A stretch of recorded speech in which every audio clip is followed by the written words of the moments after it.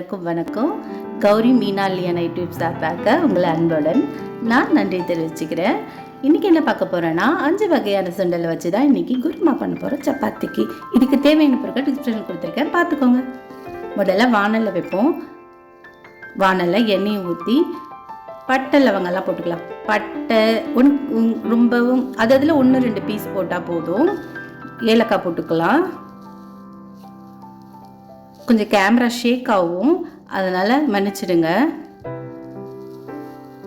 ஏன்னா நானே கேமராவை பிடிச்சி வீடியோ எடுத்துக்கிறதுனால கொஞ்சம் கேமரா ஷேக் ஆகும். வானல் வேறு ரொம்ப பெருசாக இருக்கா, கேமரா எட்டி பார்க்க வேண்டியதாக இருக்குது. அதுக்கப்புறம் காஞ்சதுக்கப்புறம் வெங்காயம் போட்டு வதக்கிக்கலாம். நல்லா செக்குன்னு போட்டு வதக்குங்க. அப்போ தான் நல்லா வதங்கினதுக்கப்புறம் வெங்காயம் பொன்னிறமாக மாறும். ஒரே வதக்காமல் விட்டிங்கன்னா பொன்னிறமாக மாறவே மாறாது.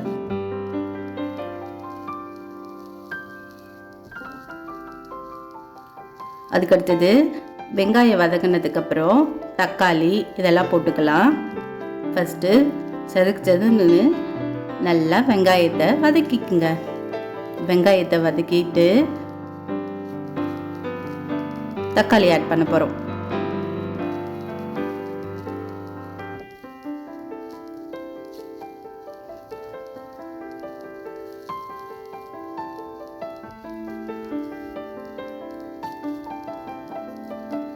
தக்காளியும் வதங்கினதுக்கப்புறம் ஒன்றா பச்சை மிளகாய், இஞ்சி, பூண்டு எல்லாத்தையும் சேர்த்து வதக்கலாம்.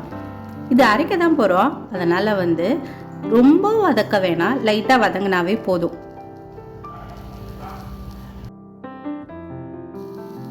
வதங்கினாதான் வாசனை வரும், அதுக்காக தான் நல்லா வதக்கிறது. இப்போது இதை வதக்குன்னு முடிச்சாச்சு. இதை என்ன பண்ண போகிறோம், ஆற வச்சு அரைச்சி எடுத்துக்க போகிறோம். வாழ்க்கையில் நீங்கள் ஏதாவது செய்யணும்னு நினச்சிங்கன்னா உடனே முயற்சி பண்ணி பாருங்கள். முயற்சி பண்ணி பார்த்ததுக்கப்புறம் முடியுமா முடியாதான்னு அப்போ யோசிங்க. ஆனால் முயற்சி பண்ணாமலே ஐயோ நம்மளால் முடியாது, இதை செஞ்சால் அவங்க இதை சொல்லுவாங்களோ, ஏதாவது தப்பாக நினைப்பாங்களோ அப்படின்னு நினைக்காதீங்க. உங்களால் கண்டிப்பாக முயற்சி பண்ணி பாருங்கள், அதுதான் பெஸ்ட்டு கூட. இப்போது அரைச்சாச்சு. அரைச்சதுக்கப்புறம் வானலில் அடுப்பில் வச்சு இப்போ தாளிச்சிக்கலாம். அதே வானல் தான் நான் யூஸ் பண்ணுறேன், ஏன்னா நம்ம அது தானே அரைச்சோம், அதனால் வேறு வானல். நல்ல வானல் காஞ்சதுக்கப்புறம் எண்ணெய் ஊற்றிக்கலாம். உங்களுக்கு எவ்வளோ தேவையான எண்ணெயோ அது ஊற்றிக்கோங்க. நான் 1 ஸ்பூன் எண்ணெய் போடுறேன். ரொம்ப எண்ணெய் நிறைய ஊற்ற வேண்டாம், தேவையான அளவுக்கு எண்ணெய் ஊற்றிக்கிட்டால் போதும். வானல் கொஞ்சம் பெருசாக இருக்குன்னு பார்க்குறீங்களா? வானல் எங்கள் வீட்டில் இதாங்க மீடியம் சைஸ் வானலே. எங்கள் வீட்டில் எப்போவுமே கொஞ்சம் நிறையவே செஞ்சு பழகிறதுனால கொஞ்சம் வானல்லாம் பெருசாகவே வச்சுருப்போம். நான் வதக்கின வானல்லே தான் தாளிக்க போகிறேன். ஏன்னா நம்ம அந்த மசாலா இதில் தானே வதக்கணும், அதனால் எந்த பிரச்சனையும் இல்லை. அதில் எண்ணெய் ஊற்றிக்கோங்க. எண்ணெய் சூடானதுக்கப்புறம் கடுகு லைட்டாக போட்டுக்கோங்க கொஞ்சம். அதுக்கப்புறம் பெருஞ்சீரகம் ஆட் பண்ணிக்கோங்க. ஒரு 1/2 ஸ்பூன் பெருஞ்சீரகம் போதுங்க, ரொம்பவும் போட்டால் ஒரு மாதிரி தெக்குற மாதிரி ஸ்மெல் வரும். பெருஞ்சீரகமும் கடுகும் பொரிஞ்சு வந்ததுக்கப்புறம் ஒரு வெங்காயம் கட் பண்ணி வச்சு பொடியாக கட் பண்ணி வச்சதை நம்ம சேர்த்துக்கலாம். சேர்த்துட்டு வதக்கிக்கலாம். நல்லா வதக்கினதுக்கப்புறம் ஒன்று தக்காளி போட்டுக்கலாம், கருவேப்பிலை போட்டுக்கலாம். எல்லாத்தையும் ஒன்று ஆட் பண்ணிக்கலாம். ஃபஸ்ட்டு வெங்காயம் வதங்கட்டும், அதுக்கப்புறம் எல்லாத்தையும் ஆட் பண்ணிக்கலாம். வெங்காயம் வதங்கினதுக்கப்புறம் நல்லா கொஞ்சம் நல்லா வதக்கோங்க. ஏன்னா இது நம்ம அரைக்க போகிறதில்ல, அதனால் கொஞ்சம் நல்லா பொன்னிறமாக வர அளவுக்கு வதக்கிக்கலாம். அதுக்கப்புறம் கருவேப்பிலை,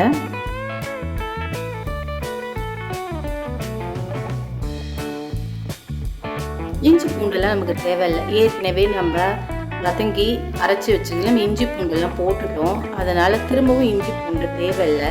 ஒரு தடவை போட்டாவே போதும். பூண்டு விற்கிற விலைவாசிக்கு அப்பப்போ பூண்டு போடணும்னு எந்த அவசியமும் இல்லை. பாக்கி நல்லாவும் இருக்காது.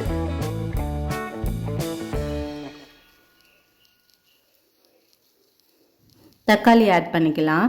ஒரு தக்காளி தாங்க போட்டிருக்கேன், ஏற்கனவே நம்ம தக்காளி சொன்ன மாதிரி ஏற்கனவே போட்டாச்சுல, அதனால் வந்து தக்காளியும் தேவையில்லை. ஒன்றே ஒன்று போதும். அது ஒரு வெங்காயம் ஒரு தக்காளி வதக்கிறதுக்காக.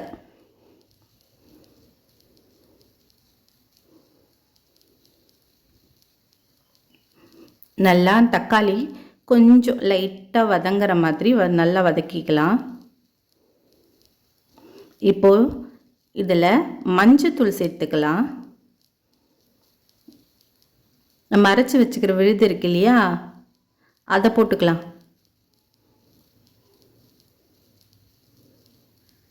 அதை போட்டுட்டு வதக்கிக்கலாம். ஃபஸ்ட்டு போட்டுறேண்ணா.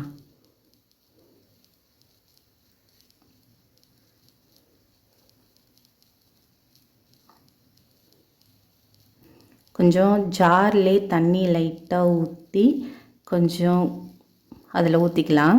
ஏன்னா அதில் இருக்கும், அது மசாலா ஜார்லேயே இருக்குன்றதுனால தண்ணி லைட்டாக ஊற்றி நான் ஊற்றிக்கிறேன்.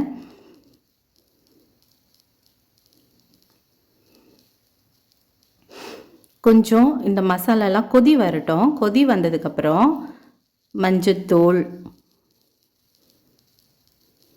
அப்புறம் கரம் மசாலா போட்டுக்கலாம். ரொம்ப அதிகமாக போட்டுறாதீங்க. பக்கத்து வீட்டுக்கு மூக்கில் போய் தொலைக்கணுன்றதுக்காகவே நிறையா போட்டிங்கன்னா திகட்டும். நமக்கு வாசனை லைட்டாக தேவையான அளவுக்கு போட்டால் போதும். அதனால் ஒரு ஸ்பூன் மட்டும் கரம் மசாலா போட்டுக்கிறேன்.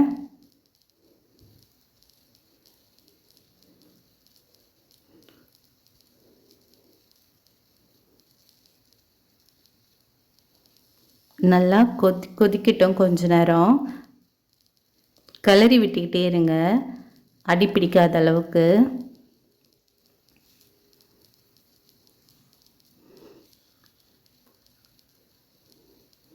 கொதி வந்ததுக்கப்புறம் நம்ம வேக வச்ச பருப்பெல்லாம் ஆட் பண்ணிக்கலாம். உங்களுக்கு என்ன பருப்பெல்லாம் பிடிக்கும், உங்கள் பசங்க எதை சாப்பிடுவாங்க, சன்னா அதெல்லாம் பிடிக்குமா இருந்தால் அதையும் மிக்ஸ் பண்ணிக்கோங்க. உருளைக்கிழங்கு கூட போட்டுக்கலாம். நான் எதுவும் போடலை, வெறும் சன்னா போடலை. பெரும்பயிறு தெரியுமா, பெரும்பயிறு, சுண்டல், ராஜ்மா இந்த மாதிரி பருப்பு தான் போட்டிருக்கேன். உங்களுக்கு ஏதாவது ஒரு பருப்பு பேர் தெரியல, அதை நான் வாங்கி வச்சிருந்தேன், அது என்ன பேருன்னு தெரியல, பெரும்பயிர் மாதிரியே இருந்தது. அதுவும் பருப்பு தான் சொன்னாங்க கடையில், அதை வாங்கி அதை நான் வவுச்சு சாப்பிட்ருக்கேன். கொள்ளு மாதிரி டேஸ்ட் இருக்கும். சரி, அதையும் மிக்ஸ் பண்ணிக்கிட்டேன். நல்லா நல்லா போட்டு அந்த பருப்பு நல்லா கலந்து வதக்கிவோங்க. அப்புறம் நம்ம தனியா, காரத்தூள் இதெல்லாம் போடுறப்போ போட்டுக்கோங்க. நான் அதெல்லாம் போடுறது இல்லைங்க, எனக்கு தனியா காரத்தூள் போடுற பழக்கம் இல்லை. அதனால் எங்கள் வீட்டு குழம்பு தூள் இருக்கு இல்லையா, அதையே நான் மிக்ஸ் பண்ணிக்கிறேன். உங்களுக்கு தேவையானா தனியாத்தூள், காரத்தூள் போட்டுக்கோங்க.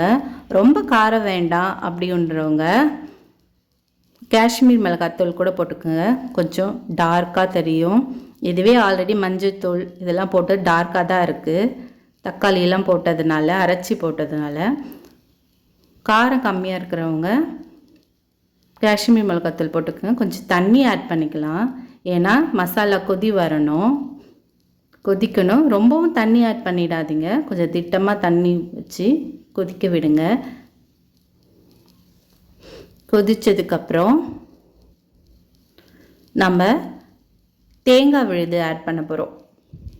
தேங்காய் விழுது தேவைப்பட்டால் போட்டுக்கோங்க. எனக்கு எங்கள் வீட்டில் தேவைப்படும், என் பசங்க காரம் சாப்பிட மாட்டாங்க, அதனால் நான் தேங்காய் விழுது ஆட் பண்ணிக்கிறேன்.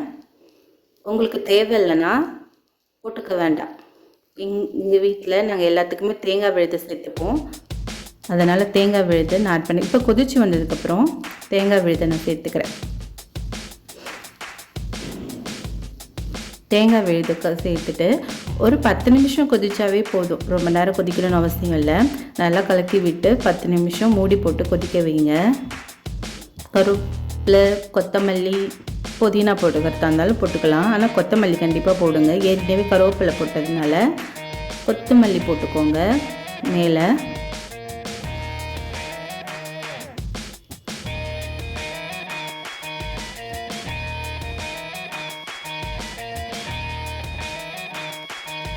நல்லா கொஞ்ச நேரம் ஒரு 10 மினிட்ஸ் கொதிக்கட்டும்.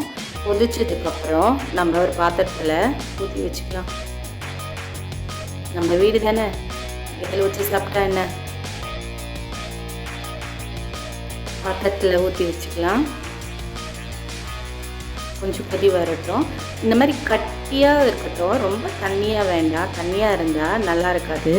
அதனால் கொஞ்சம் கட்டியாகவே இருக்கட்டும்.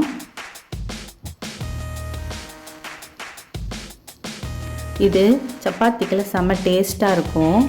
தோசை கூட நல்லாயிருக்கும். பசங்க சுண்டல் இந்த மாதிரிலாம் தனியாக வச்சு கொடுத்தா அவங்க சாப்பிடவே மாட்டாங்க. இந்த மாதிரி சப்பாத்தி கூட வச்சு கொடுத்தா சூப்பராக சாப்பிடுவாங்க. ரெடியாக ஆயிடுச்சுங்க எங்கள் வீட்டு சப்பாத்தி குருமா. என்னோடய சமையல் உங்களுக்கு பிடிச்சிருந்தால் லைக் பண்ணுங்கள், சப்ஸ்கிரைப் பண்ணுங்கள். பாய்.